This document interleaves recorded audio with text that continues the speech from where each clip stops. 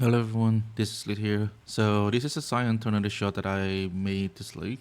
So I will start with this, and this is I think um, the furthest I can push this character. I mean, there's a few more things you can do, but that will cost a lot of mirror.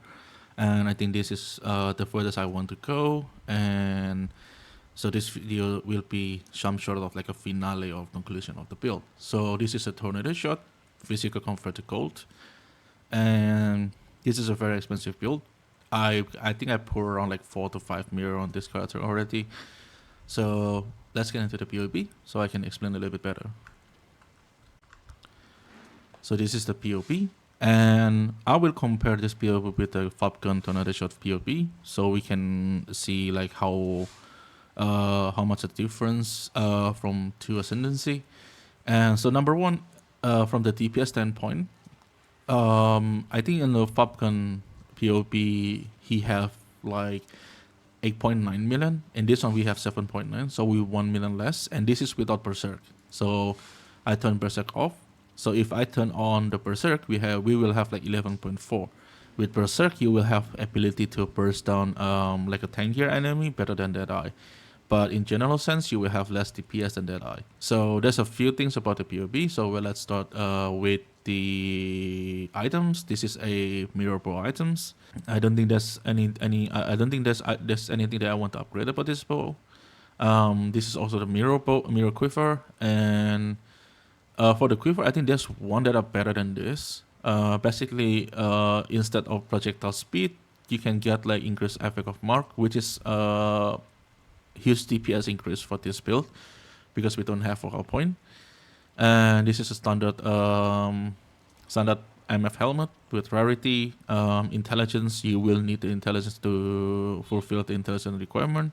I still use Hairy Ire, by the way. So without Hairy Ire, you will have to find a way to fit your suppressions.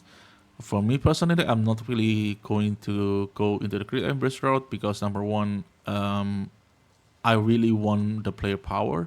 This setup sitting like around 70 Quan, I think that's more than enough. So if you want to change it into Great Embrace, you will have lower TPS.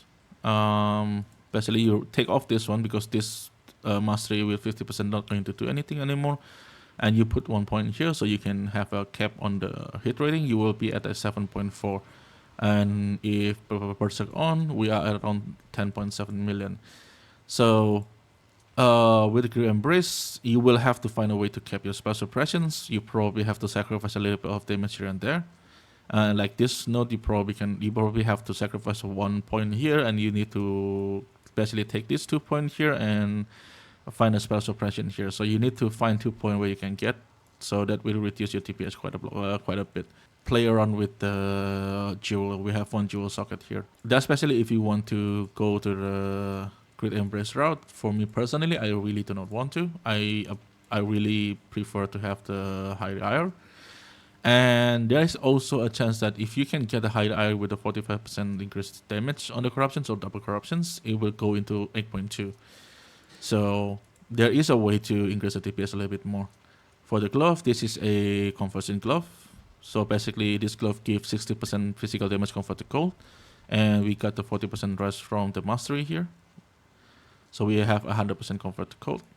And then this glove also give a 50% increased damage against chill enemy, and this also give 43% increased damage while leeching. To craft this glove, this is a little bit harder to craft. Basically, you try to find the fracture with the mod with increased damage against chill enemy, and you spam Essence of Zeal. So it's guaranteed attack speed, and you're looking for T1 suppressions. And for the prefix, basically what you do is you do this chaos. I think you need Searing Exarch implicit higher, and you do Eldritch Chaos. You look for T1 or T2 max life. Prefer to be max 1, but in this one I failed the asking like 8 times in a row, so I'm settled with T2. Basically, after you got the life, you do Iceling, and you hope, and you block with power charges or prod speed, I think. And then you unfurl, you hope to get the physical comfort to cold damage, and that's how you get the comfort damage, and you craft increased damage while leeching as a finishing. So, and we for the implicit, we also using chance to intimidate enemy for 4 seconds on hit. This is because in that version, because this is the only way you can generate rage. So the ceiling SL implicit will be rage if because there's no other way for that to generate rage. But because we are Scion, we generate rage from ascendancy, so berserker. So you can one rage on hit with attacks every 0.3 seconds. So it's like 3 to 4 rage per second. And so I can put something like 25% chance to intimidate enemy. This is like 10. This intimidate basically make the enemy take 10% increased attack damage. So that's about the glove. The boots is standard MF boots.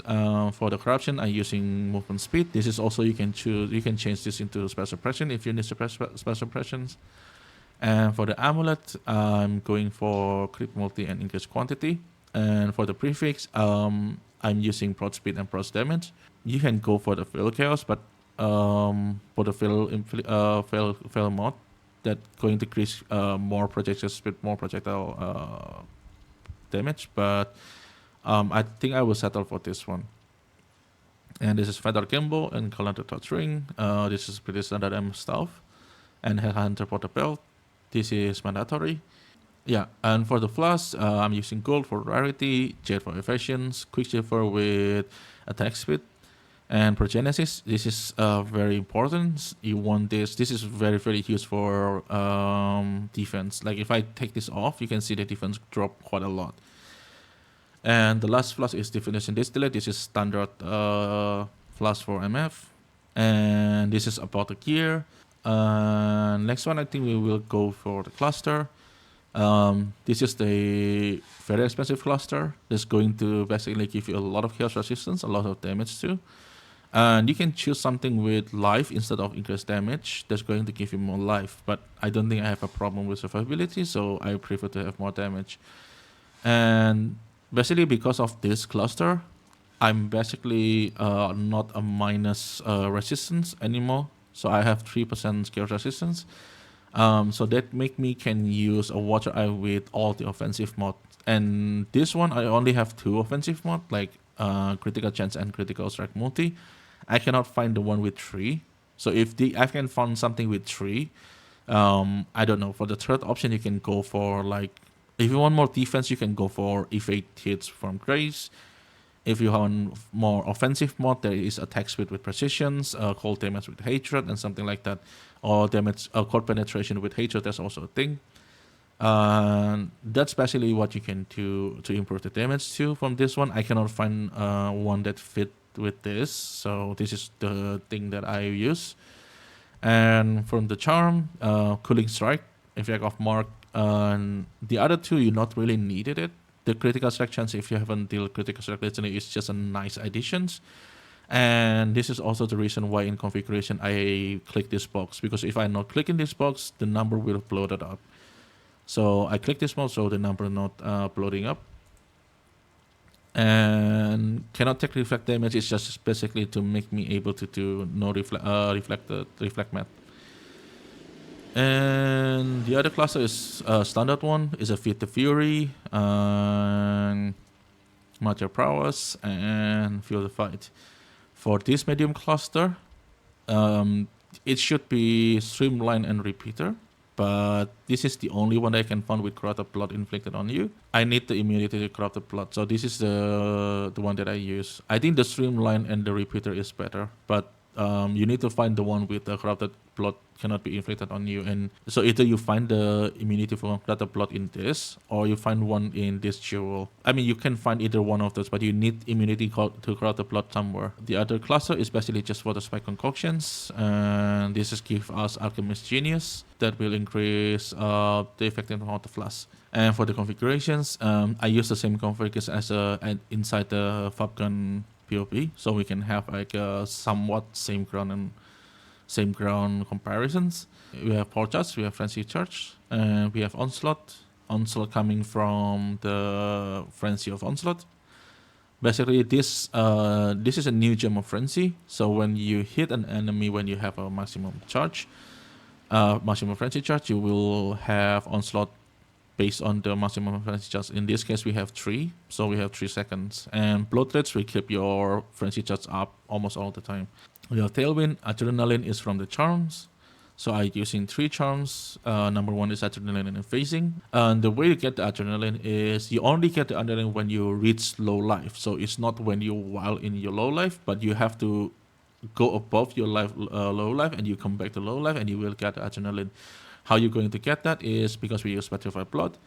The only thing that can make your life go above the low life is using definition distillate. While you're using this, you will use some skills that going to cost you life, and you will bring back your life to low life. That's how you get adrenaline. And the other 2 charms, especially just projectile. You can get one with special pressions or plan on hit. Plan on hit probably better, because in the configuration, if I click the enemy is blind, this basically give additional 3% to FA chance, and this actually make you a lot more tankier. For the skills, we are using basically the same thing: precisions, arrogance banner, dread banner, and yeah, tornado shot, vicious fork, vicious projectile, weaken fork, something like that. It's a very standard gem, and I think this is all I have for you today. And this is basically the conclusions for the Scion tornado shots. So comparisons, we will have less damage in general, but we will able to burst down. We will have the burst that I don't have. But also we are always going to be -1 projectile. So that's also a consideration. This is, I think, the furthest I want to make this character. And after this, I think I will make a new one. I think new project probably will be Blade Vortex. I make one in the past. I think I want to make this again. If you have any idea of any other build that you want to recommend, please leave it in the comment below. I will look it up. So this is all I have for you today. I will show 2 mob showcase after this, and one of them is the 9k whips, and the other one with 10k whips. So you guys can see how the build performs. So this is all I have for you today, and enjoy the showcase.